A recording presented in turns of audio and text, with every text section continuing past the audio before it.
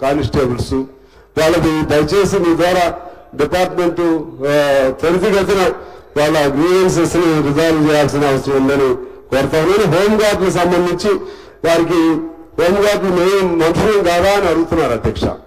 వాళ్ళు కూడా almost they do the duties what ever duties police people do they do the same duties. So వాళ్ళకి సంబంధించినటువంటి బాధలు ఉన్నాయి, వాళ్ళకి సంబంధించిన ట్రాన్స్ఫర్లు ఉన్నాయి, వాళ్ళకి సంబంధించినటువంటి ప్రమోషన్స్ ఉన్నాయి, వాళ్ళకి హెల్త్ కార్డులు లేవు, ఇల్లు లేవు, ఇటువంటివి ఉన్నాయి. ఈ మధ్య రిప్రజెంటేషన్ వచ్చింది ఆంధ్రప్రదేశ్ లో నుంచి 400 మంది ఇటు రావాలని, ఇటు నుంచి అటు పోవాలని. ఇటువంటి వాటి మీద కూడా ప్రభుత్వం ఆలోచన చేయాల్సినటువంటి అవసరం ఉందని కోరుతూ నేను I would like to conclude this discussion on this home department particularly. Lastly, I would like to emphasize on one point, Adhyaksha. ఇప్పుడు ఈ కేసులు ఈ ఎన్ఐజీ అంటే ఉపా ఎన్ఐఏ నాట్ ఎన్ఐజీ ఎన్ఐఏ ఉపా లాంటి కేసులు అర్బన్ నక్సల్స్ అనే పేరు పెట్టి చాలా మంది పైన ఏదైనా ఫ్రీగా మాట్లాడితే స్వేచ్ఛగా మాట్లాడితే వాడి భావాన్ని చెప్తే వాడి మీద కేసులు పెడుతున్నారు అధ్యక్ష. దయచేసి అటువంటి ఆలోచన చేయమని నేను కోరుతా ఉన్నాను. అందులో మీరు చూడండి ఆ కేసుల్లో ఇరికించబడే వాళ్ళు ఎవరంటే అంత లెఫ్ట్ వాళ్ళు, అందరూ కూడా సోషల్ కాన్షియస్నెస్ ఉన్నవాళ్ళు, సామాజిక స్పృహ ఉన్నవాళ్ళు, వాళ్ళపైన ఈ కేసులు ఉన్నాయి అధ్యక్ష. వరవరరావు గారు లాంటి వాళ్ళు బయటకు వచ్చే పరిస్థితి కూడా లేదు. స్టాన్ స్వామి లాంటి వాళ్ళు దానిలో బేడీలతో చచ్చిపోయారు. హరగోపాల్ గారు లాంటి వాళ్ళపైన కూడా ఉపా లాంటి కేసులు మేధావులు ఇటువంటి వాళ్ళపైన పెడుతున్నారు అధ్యక్ష. దాని నుంచి ఇది రావాలి. ఆఖరిగా మీ ద్వారా ఒక నిన్న మొన్న అయితే కొన్ని ధర్నాలు అయితే చేశారు, సంతోషం. ఇందిరా పార్క్ అనేది అది ధర్నాలకి కేంద్రంగా దాన్ని ఎలో చేయాల్సిన అవసరం ఉంది అధ్యక్ష. ఎందుకంటే వెంటిలేట్ కావాలి, వెంటిలేట్ వాళ్ళలో ఉన్న బాధలు వెంటిలేట్ అయితే గవర్నమెంట్ కూడా మంచిది. నేను చాలాసార్లు చెప్తా ఉన్నాను. అదేవిధంగా ఉస్మానియా గారు ఇచ్చినటువంటి ఆ సర్క్యులర్ ఏమిటో నిన్న మంత్రి గారు సమాధానంలో అది అడ్మినిస్ట్రేటివ్ బ్లాక్ వర్క్ అంటున్నారు. అడ్మినిస్ట్రేటివ్ బ్లాక్ కి అను యూనివర్సిటీకి ఇట్ మేక్స్ నో డిఫరెన్స్ అధ్యక్ష. మనం అక్కడ పాత రోజులు ఎలా నడుస్తుందో అలాగే నడపలేండి, నష్టమే ఉంది దానిలో. ఏమి వాళ్ళు ఎప్పుడు కూడా యాంటీ సోషల్ ఎలిమెంట్స్ కాదు. వాళ్ళు ఈ రాష్ట్రానికి ఉపయోగపడే ఉద్యమాలకి కేంద్ర బిందువుగా ఉన్నారు. అక్కడ ఉన్న పిల్లలు ఈ ఉద్యమ కేంద్రంగా ఉంది తప్పితే దాని మీద జాగ్రత్త తీసుకోవాలని నేను కోరుతున్నాను అధ్యక్ష. అదేవిధంగా ఇరిగేషన్ సంబంధించి అధ్యక్ష మొత్తం 34 భారీ ప్రాజెక్టులు, 39 మధ్యతరహా ప్రాజెక్టులు, 2 ఆధునిక, ఒక వరద బ్యాంక్ ప్రాజెక్టు, మొత్తం 76 ప్రాజెక్టులు చేపట్టారు అధ్యక్ష. గత సంవత్సరం 22,162 కోట్లు, ఇందులో 50% మాత్రమే ఖర్చు పెట్టారు. ఈ సంవత్సరం కేవలం 11,618 కోట్లు మాత్రమే ప్రాజెక్టులు కేటాయించారు. ఈ ప్రాజెక్టులు ఎక్కువ భాగం ఇంతకుముందు అనేవాళ్ళు ఏటీఎం లాగా అక్రమార్కులకి ఉపయోగపడ్డాయని చెప్పి. ఇప్పుడు ఇంకా అసలు ప్రాజెక్టులు మొదలే అవ్వలేదు, అప్పుడే నేను అనలేను. వీటి మీద ఈ ఖర్చు ఎలా పెట్టాలి, వీటిని ఎలా పూర్తి చేయాలి, దానిపైన సీరియస్ గా చేయకపోతే సంవత్సరాల వరకు నడుస్తూ ఉంటాయి అధ్యక్ష. ఈ ప్రాజెక్టులు 5 భాగాలుగా చూడాలి. ఒకటి మైనర్ ఇరిగేషన్ అంటే చెరువులు, కుంటలు 46,000 ఉన్నాయి. వీటి ద్వారా 20 లక్షల ఎకరాలు సాగు జరుగుతుంది. మైనర్ ఇరిగేషన్ కింద మిషన్ కాగితాలు 46,000 చెరువులు కానీ 22,000 చెరువులు మాత్రమే బాగు చేశారు. మిగిలిన చెరువులు కూడా రిపేర్ చేయాల్సిన అవసరం ఉంది. ఈ రెండోది 745 ఐడీసీ లిఫ్ట్ పథకాలు ఉన్నాయి. ఇవి సగం పనిచేయటం లేదు. ఆ లిఫ్ట్ పథకాలు రైతులకు అప్పచెప్పారు. అవి పంపులు నిర్వహణ చేయలేక బీడు భూములుగా మారుతున్నాయి. ఆ లిఫ్ట్ పథకాలను గవర్నమెంట్ గానే టేకప్ చేస్తే బాగుంటుందని ఒకసారి నేను మీటింగ్ లో చెప్తే ఆనాడు ఉత్తమ్ కుమార్ రెడ్డి కూడా వారు కూడా ఈ సజెషన్ బాగుంది అని చెప్పారు. లేకపోతే వాళ్ళు రైతులు చేయలేరు, గవర్నమెంట్ పట్టించుకోదు, ఆ డబ్బులన్నీ అక్కడ వృధా అవుతాయి, సాగు రాదు, యంత్రాల మీద పెట్టిన డబ్బులు కూడా వేస్ట్ అవుతాయి అధ్యక్ష. అలాగే గ్రౌండ్ వాటర్ సంబంధించి వాల్టా పథకం అమలు చేయాలనేది స్ట్రిక్ట్ గా చూస్తే బాగుంటుంది. బోర్డు వేసుకోవడానికి అడ్డాలు రావద్దు. అదే సమయంలో ఆ బ్యాలెన్స్ మెయింటైన్ చేయాల్సిన అవసరం ఉందని తెలియజేస్తున్నాను. మధ్యతరహా ప్రాజెక్టులు 39 ఉన్నాయి. ఇవి 50 నుంచి 60 కోట్లతో ప్రారంభం, 27 నుంచి ఇంకా కొనసాగుతూనే ఉన్నాయి. ఆదిలాబాద్, ఉమ్మడి ఖమ్మం, మహబూబ్ నగర్ జిల్లాల్లో ఎక్కువగా ఉన్నాయి. కాంగ్రెస్ ప్రభుత్వం వచ్చాక ఇరిగేషన్ శ్వేతపత్రం విడుదల చేసింది. అందులో కొన్ని ప్రాజెక్టుల గురించి ఎంత డబ్బు అవసరమో చెప్పారు. శ్వేతపత్రంలో 24 ప్రాజెక్టుల గురించి 26 పేజీలకు 31 పేజీ వరకు చెప్పారు. 24 ప్రాజెక్టులకి 974 కోట్లు కావాలి. ఈ ఖర్చు పెడితే కేవలం 974 కోట్లు ఖర్చు పెడితే 73,58,000 ఎకరాల ఆయకట్టుకు నీరు అందిస్తుంది అధ్యక్ష.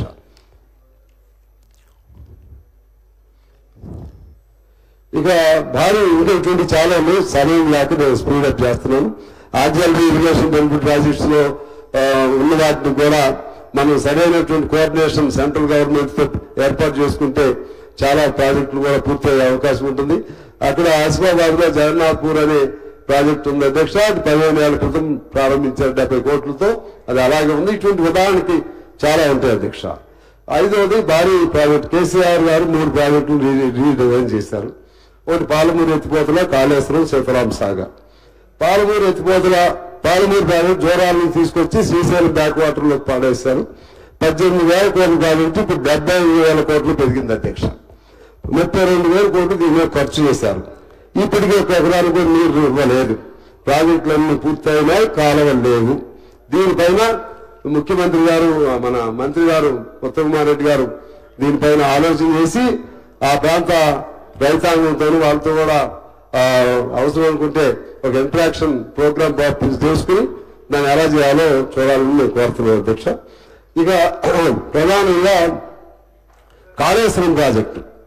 So here government is needed to take a firm decision whether to continue the Kaleshwaram project or to stop that project. So you need to have a meeting with all irrigation experts regarding that one. Kaleshwaram project అనేది అది ఒకసారి గుండెలు ఆగుతాయి, అసలు ఆపేయటమా అని చాలా మందితో నేను discuss చేశాను అధ్యక్ష. I had a discussion with so many experts sir. many people suggested to stop the Kaleswaram project at that level only.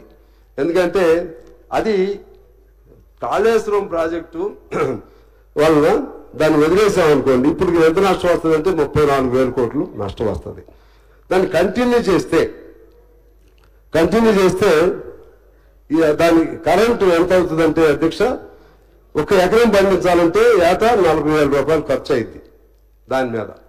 అదే ప్రాణహిత చేవెళ్ళు అయితే, ఎందుకంటే ఎల్లంపల్లి నుంచి ఉన్నటువంటి అన్ని యథాతథం కాళేశ్వరం కిందన్నా అదే, ప్రాణహిత చేవెళ్ళ తుమ్మిడేటి దగ్గర తీసుకున్నా సరే అదే అవుతుంది. ఓన్లీ తుమ్మిడేటి అది ఎట్లయినా మీరు తీసుకోవాలనుకున్నారు తుమ్మిడేటిది, దాన్ని ఆఫ్ చేసి తుమ్మిడేటి నుంచి తీసుకొచ్చి దీనిలో వేస్తే, ఎల్లంపల్లిలో వేస్తే, ఎల్లంపల్లి నుంచి యథాతథం అన్ని ప్రాజెక్టులు కొనసాగుతాయి అధ్యక్ష. అప్పుడు ఎకరాకి ఆ విధంగా గ్రావిటీ ద్వారా ఎకరాకి 10,000 మాత్రమే ఖర్చు అవుతుంది. 40,000కి 10,000కి ఎంత తేడా ఉంటుందో చూడాల్సిన అవసరం ఉంది. అందుకని నేను మీ ద్వారా ఇంకోసారి మళ్ళీ ఫర్దర్గా లాంగ్ డిస్కషన్ పెట్టండి. అవన్నీ పనికిరాని వాటిని వదిలేసి ఇప్పుడుతో అయినా సరే ఏదో సెంటిమెంట్ గా ఇంత పెద్దది ఎలా ఆపేస్తారో అని ఆలోచన చేయకుండా దాన్ని వదిలేసి మొత్తం మీద ప్రోస్ అండ్ కాన్స్ స్టడీ చేసి ఏది లాభదాయకం ఏది నష్టదాయకం చూసి భవిష్యత్తును కూడా చూసుకోవాలి. మనం ఎన్నో ఏళ్ళు అలా ఎకరాకి 40,000 ఇంకా పెరుగుతూ ఉంటది, విద్యుత్ ఛార్జీలు పెరుగుతున్న కొందికి ఎలా కంటిన్యూ చేస్తారని ఆలోచన కూడా చేసి గ్రావిటీ ద్వారా పోయే అవకాశం ఉన్నదాన్ని టేకప్ చేయాల్సిన అవసరం ఉందని మీ ద్వారా నేను విజ్ఞప్తి చేస్తున్నాను అధ్యక్ష. అదేవిధంగా ఇప్పుడు ఉన్నటువంటి ఈ commission reports, national dam safety vigilance శాఖ, చంద్రఘోష్ కమిటీ ఇటువంటి అన్ని కూడా ఉన్నాయి. వాటిపైన ఏం చేస్తారో త్వరితగతిన నిర్ణయం చేసి దాన్ని there must be an end, there must be a final card on that entire episode చేసి రోజు దాని చుట్టూ జరగొద్ది. మనం భవిష్యత్తు మనం ఏం చేయాలో ఆలోచన చేయాలని కోరుతున్నాను.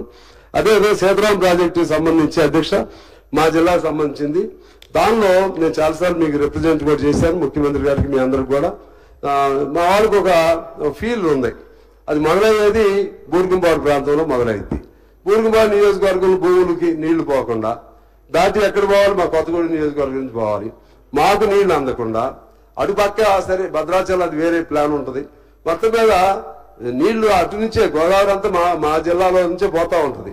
మాకు నీళ్లు రాకుండా ఎక్కడికో పోతున్నాయి. మా ఉమ్మడి జిల్లా అనుకోండి, ఉమ్మడి జిల్లా అయినా సరే ముందు అక్కడ కూడా రావాలి కదా. దానిపైన కూడా మీరు ఆ జిల్లా ఎమ్మెల్యేస్తోనూ లేకపోతే ఇతరులతో కూడా మీటింగ్ జరిపి ఎక్కడెక్కడ ఏం రావాలో నాకు తెలిసి without spending much without having much expenses you can take up the gravity canals నేను అంచనా వేయించాను. ఆ విధంగా ఉపయోగదాయకంగా ఉంటుందని తెలియజేస్తా ఉన్నాను. ఇది అదేవిధంగా శ్రీరామ్ సాగర్ 2వ దశ, నాగార్జున సాగర్ వరద కాలువ, నారాయణపేట కొడంగల్ ఎత్తిపోతల పథకం, గట్టు తుమ్మల ఎత్తిపోతల పథకం, కలవకుర్తి, నెట్టింపాడు, భీమా 1, 2 దశలు 80% పూర్తయినాయి అధ్యక్ష. దీన్ని త్వరితగతిన ఆ 80% పూర్తయిన దాని మీద ఫోకస్ పెట్టమని నేను కోరుతాను. ఎందువల్లంటే మన ఫైనల్ ఇరిగేషన్ సంబంధించి ముందుగా మైనర్ సంబంధించినటువంటి తక్కువ ఖర్చు ఏమున్నాయో చెరువులు, కుంటలు లేకపోతే మైనర్ ప్రాజెక్టులన్నీ త్వరితగతిన పూర్తి చేయడానికి ప్రయత్నం చేయండి. మధ్య తరగతి వాటికి నెక్స్ట్ ప్రయారిటీలో పెట్టండి. తర్వాత 80% పూర్తయిన వాటికి ఆ డబ్బులు ఏమున్నాయో ఇమీడియట్గా పెట్టండి. అలా కాకుండా ఆ 80% వాటిని అలాగే వదిలేసి మళ్ళీ ఇంకో ప్రాజెక్టులకు వెళ్తే అందుకనే ఈ వ్యవస్థ ఇలా నాశనం అయిపోయింది. ఇన్ని లక్షల కోట్లు ఖర్చు అవుతున్నా సరే అంతిమ ఫలితం రావాలంటే ఒక ఇరిగేషన్ ప్రాజెక్ట్ పెడితే 40 ఏళ్ళు 50 ఏళ్ళు పట్టి దశ వస్తుంది అధ్యక్ష. దీనికి సంబంధించి how to expedite the process అనేది మీరు జాగ్రత్తగా ఆలోచన చేయాల్సిన అవసరం ఉందని నేను మీ ద్వారా ప్రభుత్వాన్ని కోరుతా ఉన్నాను అధ్యక్ష.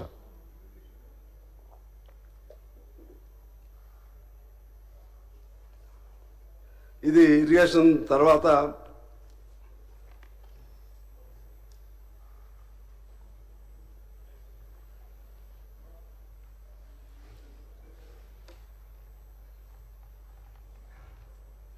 రెవెన్యూ అధ్యక్ష.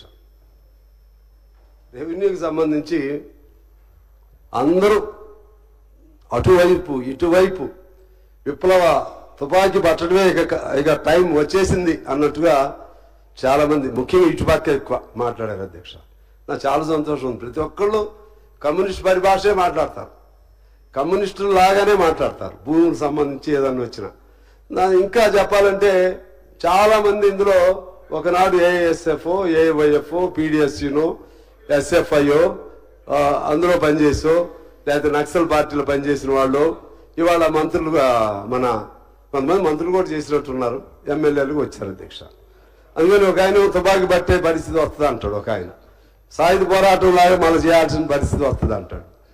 ఏమంటారో నాకు తెలియదు, ఎందుకు అంటున్నారో తెలియదు, కానీ నిజంగా హృదయంలో నుంచి ఆ ప్రేమ పేదవాళ్ళ పైన ఉండాలని చెప్పి నేను కోరుకుంటా ఉన్నాను అధ్యక్ష.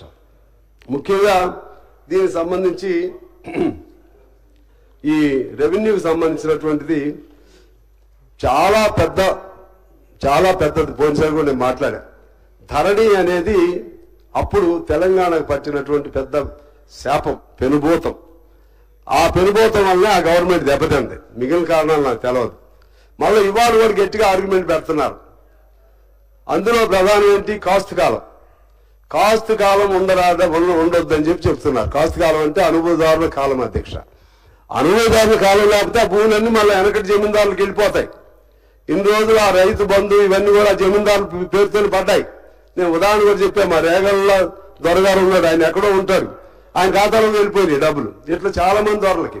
అందుకని నేను కోరేది ఏంటంటే రెవెన్యూ సంబంధించి ఆ ల్యాండ్ దానిలో ఇప్పుడు వచ్చేటువంటి మన భూభారతిలో ఆ కాలంని ఖచ్చితంగా పెట్టాల్సిన అవసరం ఉందని రెవెన్యూ మంత్రి గారికి లేకపోతే ప్రభుత్వం ముఖ్యమంత్రి గారికి ప్రభుత్వానికి నేను విజ్ఞప్తి చేస్తున్నాను.